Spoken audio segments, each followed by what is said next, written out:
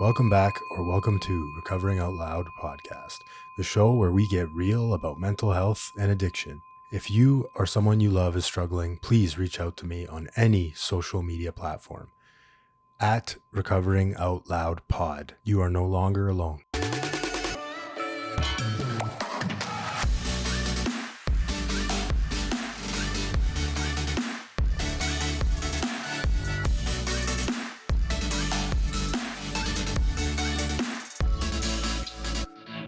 Look at us fucking crossing our legs like fucking Oh, gentlemen. gentlemen. Oh, it's unseasonably cold at this time of year. Hello. I got a guy coming in after you who's going to talk about gambling, which is good because we've been wanting to talk about gambling for a while. Yeah. Are you on social media? Like, do you look at social media? Yeah. I got this app yesterday that blocks me from going on social media because it's becoming my new addiction now. Right. And when you start creating, I'll call it like the way I do, you're always looking for inspiration, right? From people, but it's so easy to turn that into a fucking rabbit hole of Instagram. And I don't know about you, but I've never scrolled on Instagram and come away feeling better. Like, even if you get, it's really weird. Even if you get the motivational shit, the fucking, yeah, like that hit me, the spiritual, whatever, the recovery, the tip that you learned from it, I always leave putting my phone down just feeling worse after. Yeah. I mean, it's a coping mechanism that, you know, we use and just how much exposure there is to it, right? It's become like this crutch for people in our modern society to be dealing with, right? And the biggest thing is, like, you know, when we self-seek to try to, you know, get inspiration, get, you know, ideas, get creativity, get content, what ends up happening is, you know, there's a piece of our brain that really gravitates towards the toxic comparison. Like, I'm not doing this as good as this guy. What's wrong with me? I must be a piece of shit. I must be inadequate, inferior, right? Or, yeah, and then you end up getting caught in this like rabbit hole of you know, other things, whether it's, you know, women or clothing or money, or like, you know, and again, we got to remember, like the stuff that we see on social media, a lot of it is false. The highlight right? reel. It's a highlight reel, right? We don't really know. We see on the surface of how somebody is quote unquote living, right? Which is a huge thing, especially in recovery in the beginning, right? Because we just gravitate and fixate towards that. It's an illusion, right? We want to get into that elusive perspective that one day we're going to get to that place, and that's going to bring us this sense of happiness, right? And for a lot of folks, I mean, including myself too, it's like drugs and alcohol. It's very fleeting, momentary, unsustainable, you know? And, you know, so even when you have your own business and you have your own sort of operation that you're working through and dealing with, you know, we try to gauge and gravitate towards these you know, sequences of inspiration and ideas and creativity. But what ends up happening a lot of times too is, depending on the day that you're, you know, how you wake up, or when you wake up on what side of the bed in the morning, you know, you can turn that into a negative, right? And you can sort of use that experience and create your narrative with it, right? And then, you know, you're sort of operating day to day or moment to moment based on that last sort of sequence and thought pattern that you had, and how you sort of just like, you know, so it's like, you know, for you, it's like, you know, you're seeing somebody maybe do a podcast that's a little bit different, or, you know, you see that they have a lot of viewers, a lot of followings, and you're like, well, how do I get there? And then it's like you make an impulsive decision based on emotion, right? And we know the rule with us as addicts. It's like, when we make decisions based on emotion, it typically doesn't go well, right? Because it's you know, you're trying to sort of fix a feeling, right? We fixed feelings for a long time with drugs and alcohol. Use outside things to fix my insides. Use outside things to fix my insides. I think most of the time it's fear too, right? Like, you can always, I mean, it talks about it in recovery literature, but it can almost always be traced back to fear. And what does it say? It's like, I'm afraid of losing something I have or not getting something I want, right? And usually, I mean, it fluctuates between both, but I like what you said. You said that you're comparing material things, but you made a good point too, where it's like, I can also compare my mental health to other people, right? Like this guy's talking about, I don't know, some journaling trick or something that he does every morning. He meditates or whatever. And then I'm like, fuck, I'm not doing that. I should be doing that. And then I'm over comparing. I'm hyper responding. I was telling you about that Modern Wisdom podcast. He did an episode of everything. He does these like yearly recaps of what he's learned from all the guests. And the guy is just fluent with his words. Like he's just, the way he like self-analyzes himself and talks about what the narrative in his head is just, it's perfect. Like he is very fluent with that. And he talks about hyper responders to advice hyper responders, right? So the people that generally need to hear the advice online, so whether it's I need to be doing this or I should be doing this in my recovery, just tips to make us better, whatever, advice. The people that need to hear it generally aren't hearing it, but the people that are probably already doing it are hyper responding to the advice, and then they're overdoing it, right? So if I'm a people pleaser, and I'm online and I'm like, how to not be a people pleaser or how to, be confident with yourself. I'm already doing okay in that area. I just don't think I am. So that when I see the advice come up, I'm like, oh, I gotta fix. And then I'm overcompensating for my people pleasing skills. And then now I'm being an asshole. Like that's just an example, right? Yeah, for sure. I think that, the accessibility that we have to information like that, where it's like, okay, like who's doing the self-appraisal? Who's doing the appraisal, of how I'm doing in these areas, right? Because when I leave it to myself, I'm typically going to be the one that's going to kick the shit out of myself, and be the hardest on myself, right? So I have to ask other people in that, right? Because like you said, when I start feeling this type of way about myself, whether it's my ability to feel like I'm inadequate, whether it's, just a thought that I have, because I still have, negative thinking about myself. I still compare myself to other people. And then it's like, well, here I am trying to fix it. Well, what's a better way to access information to try to fix something? Well, I'm going to look online. Oh, online is telling me that if I pray 5 times a day, I'm going to be this different person. Or if I just, eat a specific diet or food groups, that I'm going to feel, amazing about myself. Now, truth be told, sure, it might work. But if I'm, I have to look at what is it that I'm trying to fix here.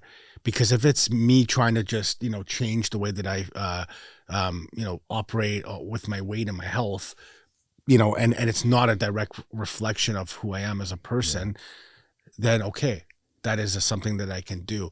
But when I start making it about me trying to fix myself, and here is all of the things that I'm going to do in order to fix myself, that's where I start going down a dangerous path. Yeah. And you're in like a vicious cycle, right? Yeah. Chasing the dragon. Chasing the dragon. We can chase the dragon without drugs and alcohol. Yeah, exactly. Right. So, and then we become obsessive, right? And, someone once told me that obsession is the direct reflection of my dissatisfaction with my current circumstances, right? So when I get into obsession, why am I being so obsessed about something?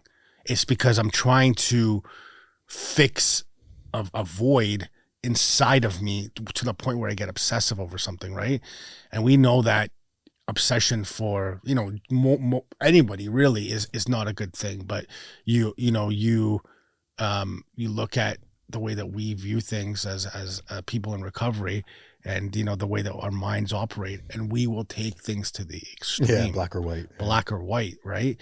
To the point where it could start making my life unmanageable again, right? So like today, for guys like myself and you, for me anyways, I'll speak for myself, it's not about drugs and alcohol. It's how do I have balance in my life because I can take anything and let it become unmanageable in my life, whether it's trying to make more money, whether it's trying to be the best at something, whether it's me comparing myself to, coworkers, people in the industry, seeing what they're doing, and how do I do that, right? Like, I go through those moments all the time. I mean, shit, I just had I had experience over that last week, like seeing what, other treatment centers are doing, and how other, people I've worked with in the past, what they're doing, how they present themselves, what they're posting, what they're not posting. And I'm like, shit, I need to change how I do things. Right. And it's because,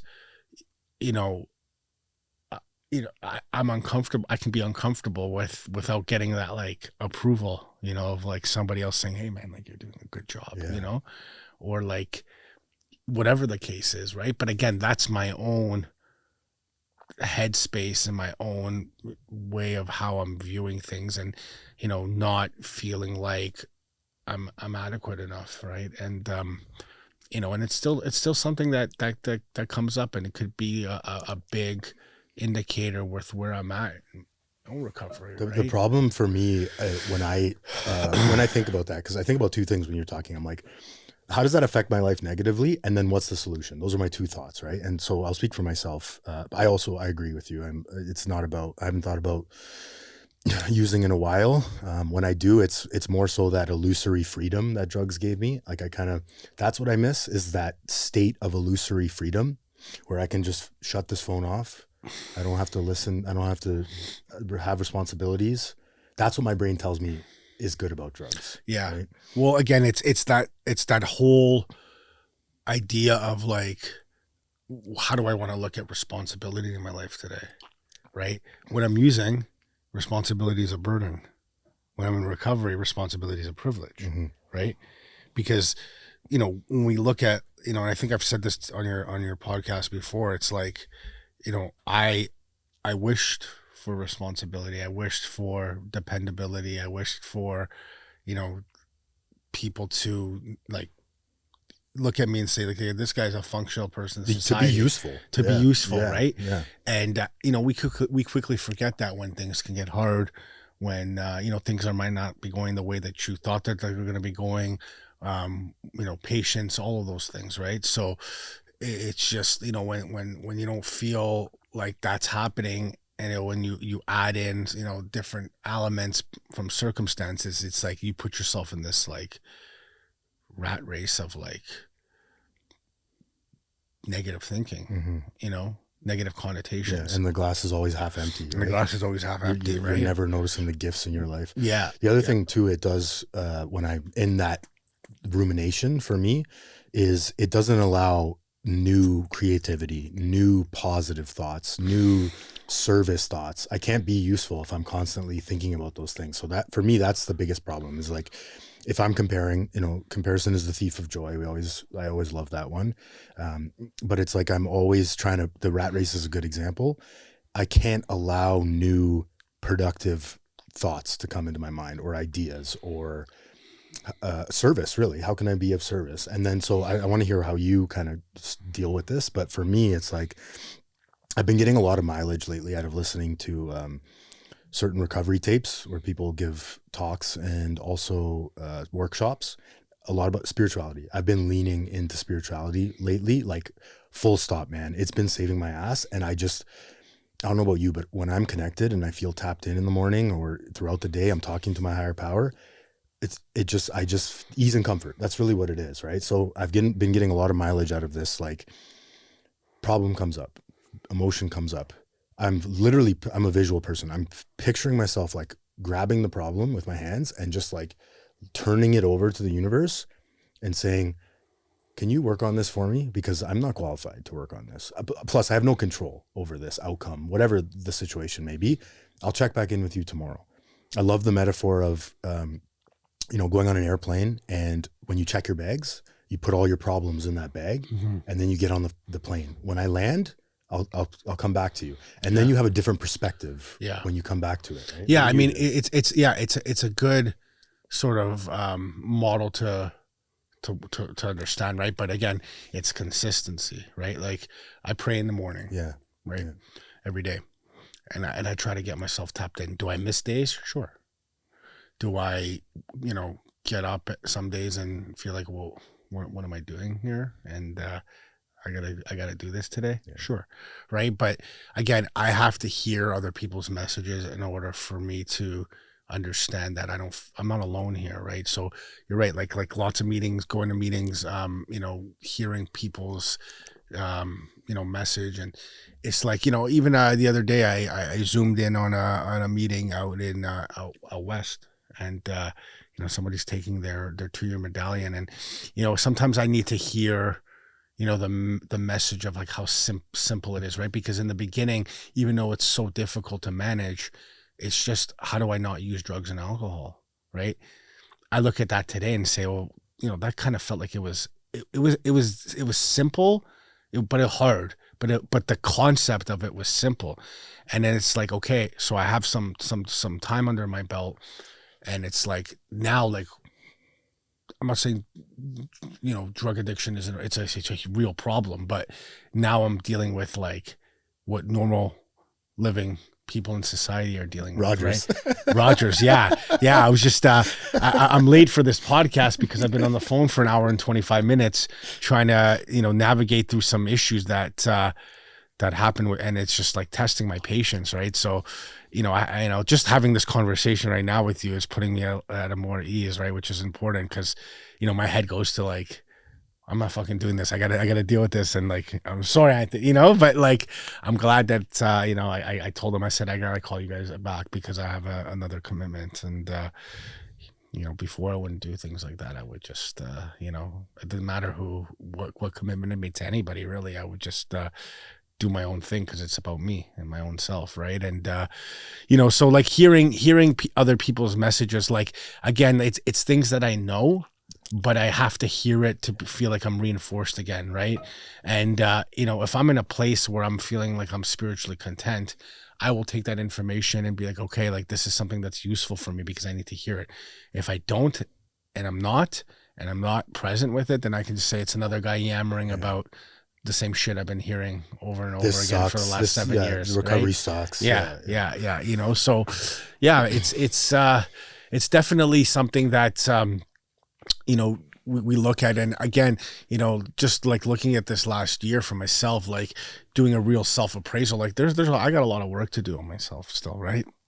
And, because other things come up all the time, right? The way that I handle constructive feedback, the way that I handle criticism, the way that, again, like that, not trying to compare myself to other people and what they're doing on a daily basis. There's so much, right? And, again, like I got to remember that I got to put recovery, first in every area of my life. Right. And if I don't do that, then, I'm going to, get the consequences that come with it, right? Whether they're good or they're bad, right? So, it's so important to remember that, right? And anyway, so I was listening to a guy speak the other day about, how he just got 2 years, and the father of the guy gets on stage there. It's a podium meeting, and the dad goes, after 2 years, we finally trust you. We finally gave you the key. You can go water, you can go garden, and you can come take care of the house. We're going to Florida, and here's the keys, and you can go into this house now, and we trust you. 2 years, right? It's like, well, people want that right away. People think that just because they go to treatment that we can trust you again. No, but it takes consistency. You gotta walk through it, right? Like, at the end of the day, one of my colleagues, he says it best. He says, I used to look at people's mouths. It's like, now I look at their feet, right? I can't listen to someone's mouth. I got to look at their feet, watch their feet, because it's action, right? And I thought that was such a simple sort of concept, because it's like, I trust you again, right? And it's like, it just brings it back to the basic actuality of like, like, I remember having to go through that, right? And my family trusts me today, right? And that's such a huge gift, but I forget about that because I have all these other things going on in my life, right? I got to remember that my family and I have a good relationship today. My dad trusts me again. And it's I forget, right? And it's so simple, but I have to hear other people going through that experience to take it back to myself, to be like, okay, like I'm grateful for that. What a blessing. What a blessing. Yeah, I got goosebumps as you were saying that, because I think I'll speak for myself, but I think most addicts and alcoholics can relate to that it reminds me too of how much I dragged my family through the mud and my wife. And it, to your point, it's like in one of my favorite parts in the recovery literature, it talks about, that gives the metaphor of the guy going underground during the tornado. And then he comes up and everything's a mess. The tornado just wiped out everything, but he comes back and he's like, what's wrong here, guys? Like, what's going on? Everything's okay. And that's what happens when we come, a lot of us, that's what happened for me anyways, especially relapsing after 8 years and coming back and going back home. I came back and I was like, okay, guys, like, why aren't you all here with my level of healing? Right. Mm-hmm. But I forget, my wife was calling the police stations every night. My wife was calling the morgue. Like, those were things that were actually happening that she told me after. And to your point, I forget. Yeah. And I just expect everyone to just kind of be here with me. Yeah. Right. Cause I've been working on myself. Yeah. Let's go, guys. We think about it too, like, the holidays coming up, Christmas is coming up, right? One of the things that we teach at work is for the clients is, we have a group called Holiday Hurdles. And a lot of people, because, it's like that entitlement is just so pertinent. And it's just, it's like, oh, my family wants me to come home for the holidays. Like, let's roll the red fucking carpet out, put all the alcohol away, lock it all up, because I'm coming home. Me, right? And it's like, I see this all the time, and it's like, people are like, yeah, my family needs me. It's like, yeah, they do need you. They need a break. That's what they need. Yeah. It's true. And it's like, so again, like in the beginning stages of like trying to get, clean and sober and being in treatment, it's still about you and your feelings and you're this, and you're not really, a lot of times you sort of don't take into account everybody else and how they're doing and how they're feeling and what they're going to go through. Right. Because it's a big deal. Right. And, I have families all the time that tell me, it's like, I feel so like, I don't know how I feel. Like, I feel just like paralyzed. I don't want to feel like this, but this is what's coming up. Like, Jimmy's coming home for Christmas, and I don't know how I feel about that. I feel nervous. I feel anxious. What if he what if he takes off and goes, to the bar? So it's like, why even put your family through that kind of stuff? Yeah, like it's the holidays, but it's 1 year, right? Sacrifice, right? So that you can, the following year and the years after that, show up and be somebody that's functional, and you give yourself enough of a rapport and to give yourself enough of a track record to allow your family to have some ease and comfort and take that anxiety away, right? And I think that that's such a tried and true model. But again, you're right. It all comes back to fear. Everything comes back to fear of missing out, fear of, not belonging, fear of, and you can do the same thing with your family, where it's like those same sort of feelings resonate with you, right? So if you feel like that with your family, imagine when you're out in day to day and feeling like that when you're, talking about your professional life, where you're talking about your relationships with your friends, relationships with, girlfriends and boyfriends, like, that it magnetizes even more to the extreme, because this is not your family, right? So if you're feeling like this with family, can you imagine how you're going to feel with other people, right? That inadequacy That you don't know. And you don't know, right? Yeah. Or you're trying to fit in, or you're trying to feel like you're a part of, right? And I think that's the beautiful thing about recovery is, I learned early on that I need to walk through this with other people so I can feel like I belong, right? Even if it's for that specific time in my life, I'm going to lean into the program. I'm going to lean into other addicts and alcoholics trying to get better on the same sort of wavelength, on the same path. That is where I feel like I belong, right?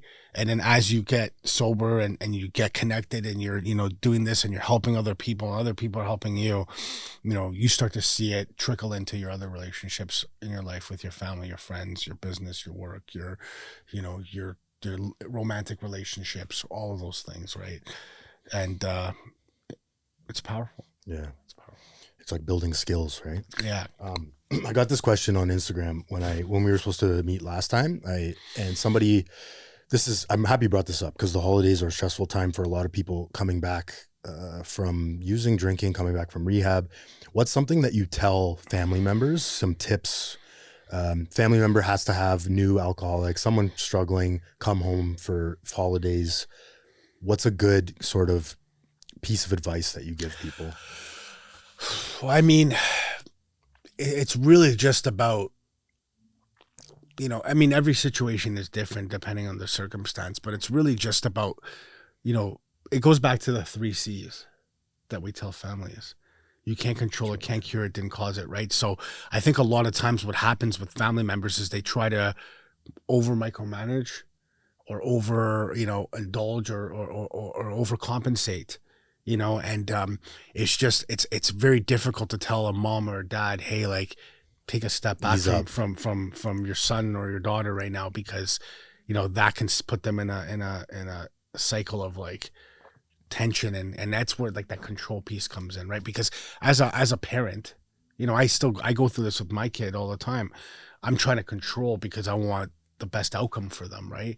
But what I do when I'm trying to control is I inhibit their ability to really see things for themselves, and then give them the ability to have a little bit of wiggle room and grace, right? And I think that's what I, tell people is, just learn how to, just be the way that it is right now, and don't make any sort of assumptions on how someone's going to be, even though their track record proves otherwise, right? And, if you're going to have somebody home for the holidays, if you're going to be in a place where it's like anxiety and riddled like fear and all of these things, then why even have that in the first place? Set the proper boundary of like, we don't feel comfortable with you coming home today, and that's okay. That doesn't mean we don't love you. We don't trust you yet, right? And that's going to take some time. But if they do come home for the holidays, I just, it's just about treating them like you would always treat them, and not worry or micromanage about the little things. And again, it's out of your control what someone does, right? And the more that you try to control outcomes for other people, the more you're going to feel like expectations were broken, and it's gonna make you feel disappointed. Yeah. I was having lunch with my mom yesterday, and she still goes to the rehab that I went to. She goes to the family program there. She loves it because she sees people, same thing. Probably the same reason why we go to our groups is you see these people come in and it reminds you how broken and how disheveled and how distraught you were. My mom wasn't sleeping, right? And she reminds me, like, I forget all the nights that I'm just doing my thing. Like, I'm not hurting anyone else, right? The common, you probably hear that all the time in the rehab. But she was dealing with another mom that, I don't know where my son is. I don't know what to do. And the only thing you really can do, and this is what she did for me, is like that check-in, right? I'm here when you're ready. I'm here. But the more you try to control, like you said, and at the end of the day is like when I'm controlling other people, I'm projecting my fears onto them and my inadequacies and my hole that you talked about, my void. I'm projecting it onto them. So that's the hardest part. That's the hardest part about recovery. And also, I think from the parental side is my two favorite words: let go, right? Surrender and let go. Yeah, I mean, it's a simple concept, but how do you combat that when you're so emotional and you're living in fear? It's like, let go. I'm full of fear here. I can't let go. If I let go and something happens, boy, am I going to kick myself, right? But again, it's like if I don't let go and I try to keep pushing, what if something happens? How about that, right?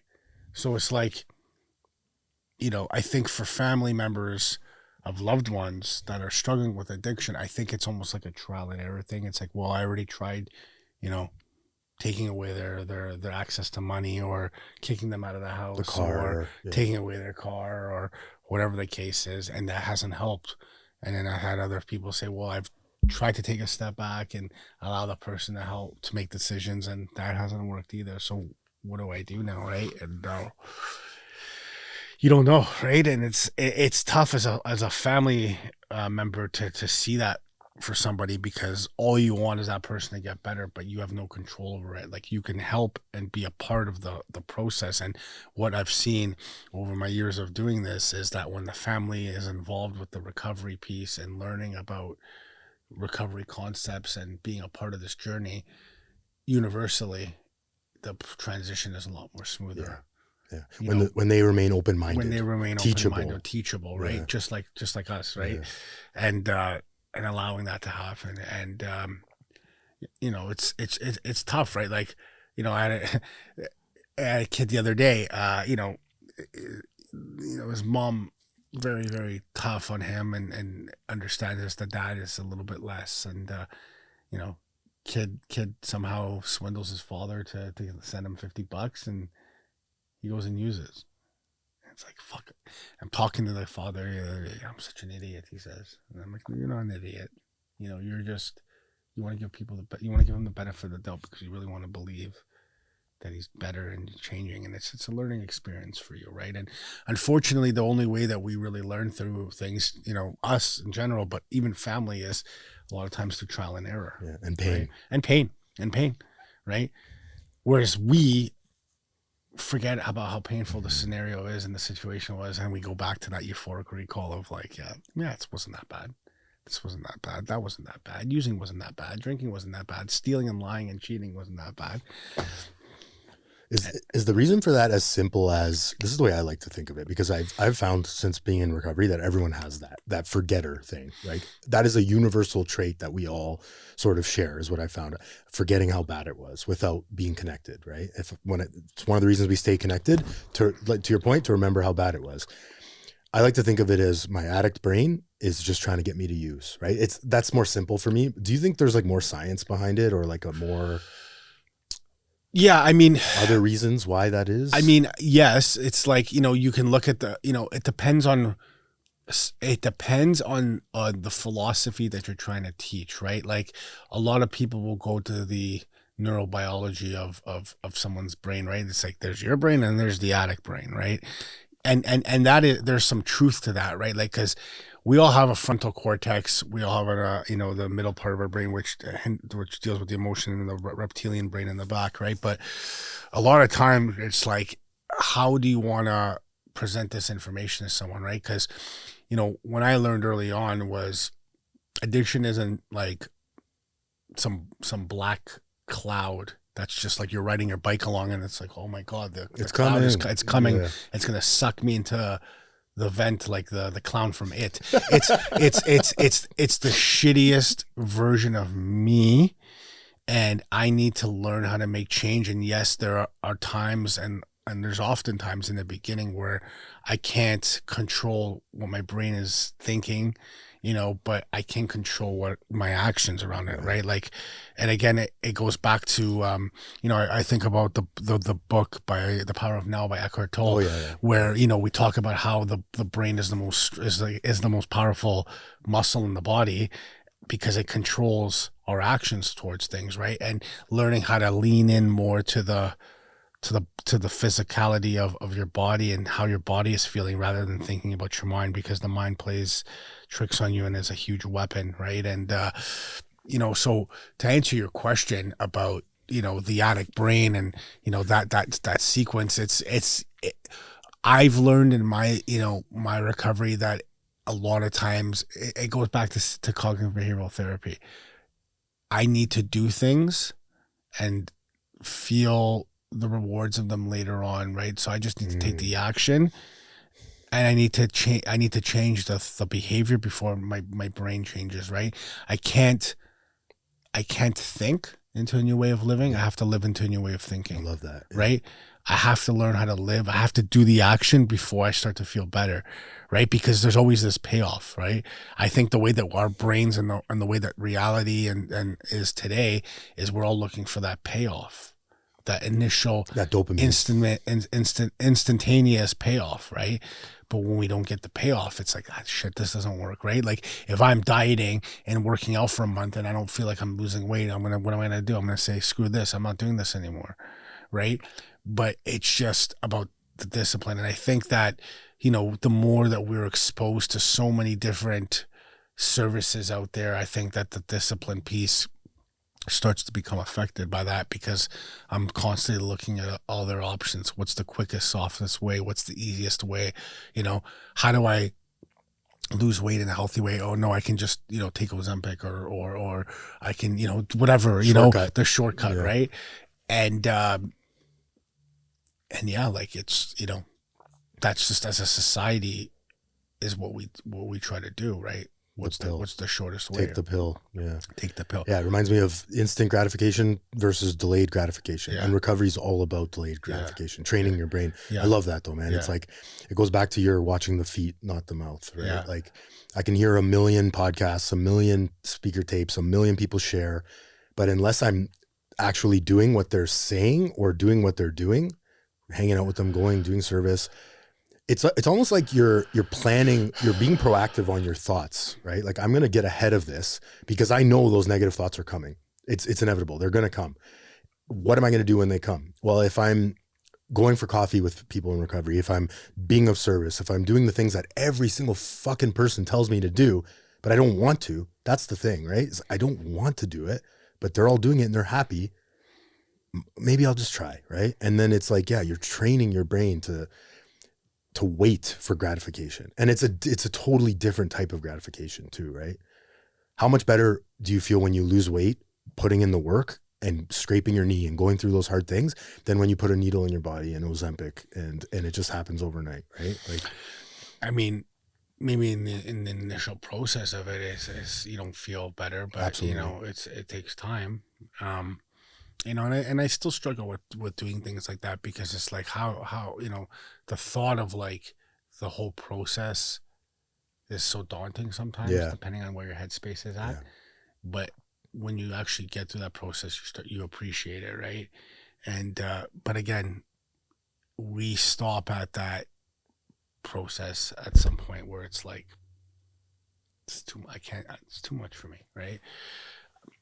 Like, and it goes back to, I like what you said there with the one pill, right? It's like, remember, I don't know if you remember this, but I think like maybe it was like 5-6 years ago, they were saying, oh, they're gonna come up with a pill to cure addiction. Right? A pill. So you take this pill, you're not gonna want to use drugs anymore. Cravings gone, right? Imagine that, right? And it's like, really? My head went to like, man, what if I take 2 or 3 of these? That make me feel really like I really don't want to use drugs and alcohol. So normal people don't really think like that. But if one is good, 5 must be if one amazing. Is good, 5 must be amazing, right? So yeah, man, it's just, today it's just really about how do I navigate through the challenge that's in front of me at that particular moment, right? Like I went through this morning, like it seems like such a simple thing, but like, like if I get into the context of it, it's like, Jesus Christ, that's and again, I you cannot predict human behavior. You can't, again, and that's where I got to let go of control and allow myself to just be like, this is what it is. How do I just do the best I can in this situation, given the circumstances that I'm involved in, and, if you live like that, things will be good. And then, but also too, it's like, you want to learn how to let go and not have control of other people, places and things, but you also don't want to be a doormat either. So there's, I think, a balance with that too. And I think that that's where, if I'm dealing with a situation or I'm speaking to a friend like yourself in recovery and I say, hey, Anthony, this is what's going on for me, you will have an objective perspective around it because you don't have an emotional sort of tie to it. So you can maybe give me some sound advice, whereas I couldn't, give myself that same advice, right? I have to hear other people's perspective on things. Yeah. It doesn't matter if I know them or not. That aren't emotionally involved. That's the key. Emotionally involved. It doesn't matter if there's somebody that's fucking has nothing and is struggling with their own addiction, right? I learned that was such a powerful thing that I learned because I always thought that I have to, talk to a psychologist, a psychiatrist, or a professional that can help me feel like I'm, how do I be less shitty, right? Or like, how do I fix myself? Fix me. I get it all the time. So, people go to you didn't fix my son, fix him. And it's like, we don't do that, right? We give people a navigational plan, but it's up to them to listen. I can't change anybody. I can only provide insight on this is what I did, or this is what I've seen, and this is what has worked for people in the past. you take what you can and you leave the rest. So, I think that's, it's super cool, man. Like, like even just sitting here, just talking, like I'm so grateful for everything that I have. And, and the holiday season is always a time where, it's a hard time for people. It's even for me, like, because I don't have a lot of family that, celebrate holidays. Like my parents, I mean, I'm Jewish, right? So my parents live in Florida, so I'm not like in the Christmas, like, dynamic of like, oh, we're going to family, you know what I mean? So, it's always a hard time for people. And it's, some years it's not easy for me either. And, you want that, right? Again, it's like, okay, well, I'm looking at some, my friends here and like all these things that they're doing with their kids or whatever the case is. And it's just like, I got to be grateful that, I'm alive and I'm able to sort of navigate and function in the best way I can, right? Given my set of circumstances, right? And my situation is going to be, different than somebody. Maybe there's some things that I want from that particular situation, and that's okay.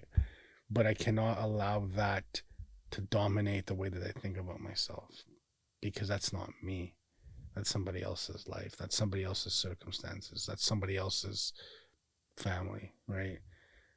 And it all looks good when I see it on paper, but do I really know what's happening in depthly behind that, right? And I forget about that. It's like, you want all these things, okay, but here's all the challenges that come with it, right?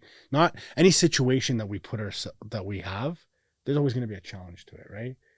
Like, for you, you're married, and I'm sure like people will be like, wow, like, Anthony's so lucky, he's got, beautiful, but they don't know the challenges that you're dealing with on with a dynamic piece, mm-hmm. right?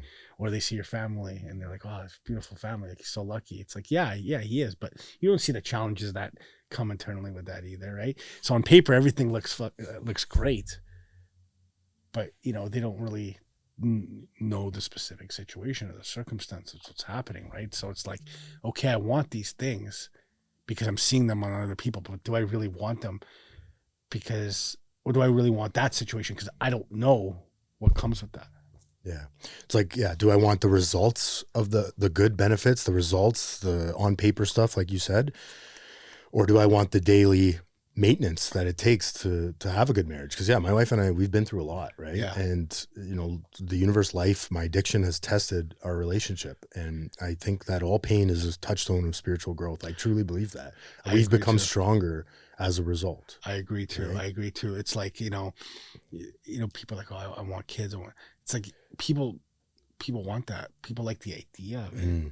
The idea seems very, very gratifying and intoxicating, but it's like, are you willing to put in the work to deal with the day-to-day of that, right? I don't know, right? Yeah. You may think you are, but who knows, right?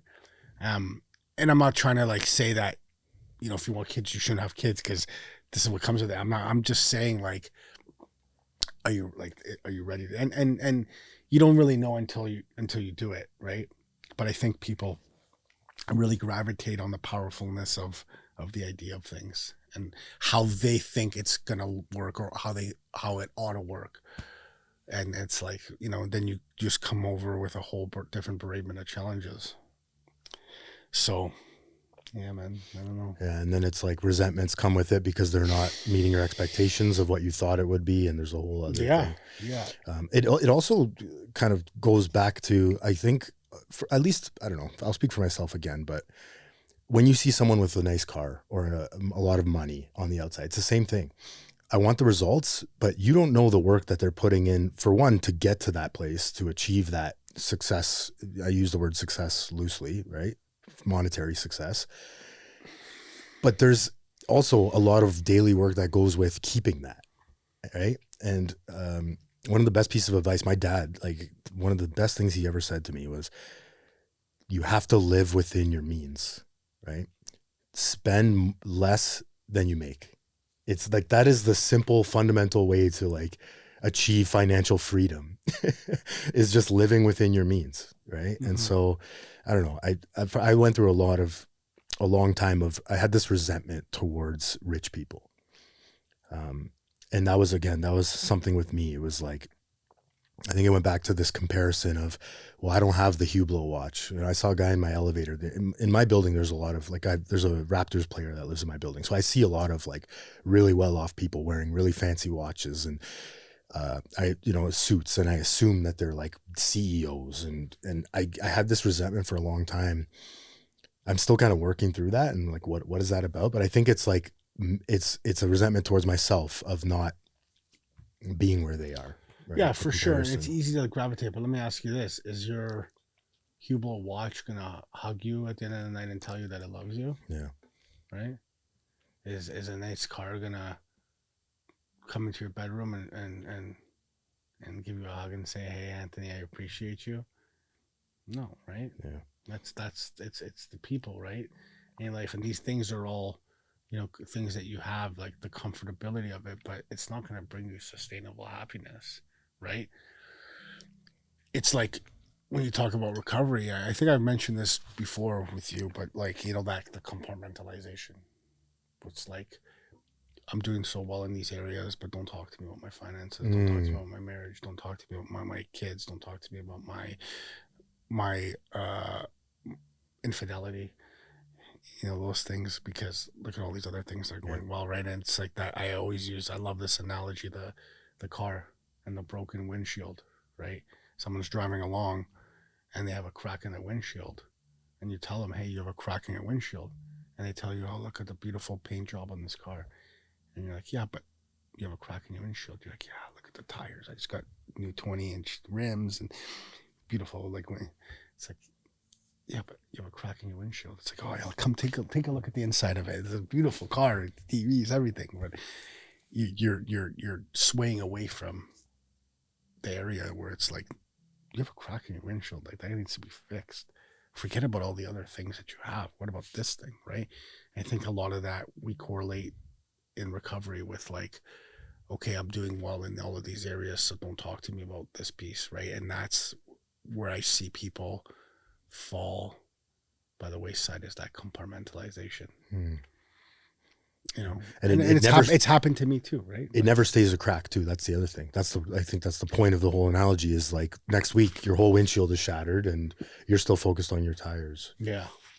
Don't talk to me about my meeting attendance or my lack of step work. Yeah. Yeah, that's a good one. And I find we have to land this plane because I have somebody else in. We're going to talk about gambling, but I'm really grateful that you came here, man. I appreciate I love talking to you. I love talking recovery. We'll do a nice anytime. Nice 1 hour, 2 hours. It'd be nice to get, like, I have 3 microphones too, so it'd be nice to get like you, Eric, in here, and we'll just fucking talk. Let's fucking do it. We'll give me Eric. Yeah, we'll do it. Talk about what's going on and how we deal with it, right? Yeah, it's good. We gotta, we feed off of each other with that, right? I appreciate it. Gives us the inspiration and the hope. Thanks, brother. Thanks for listening. Please help us grow the channel and like, share, and subscribe for more content. The discussions and stories shared on this podcast are for informational and motivational purposes only. This content is not a substitute for professional medical advice, addiction treatment, or therapy. If you or someone you know is struggling with addiction, please consult a licensed physician, addiction specialist, or mental health professional. You are no longer alone.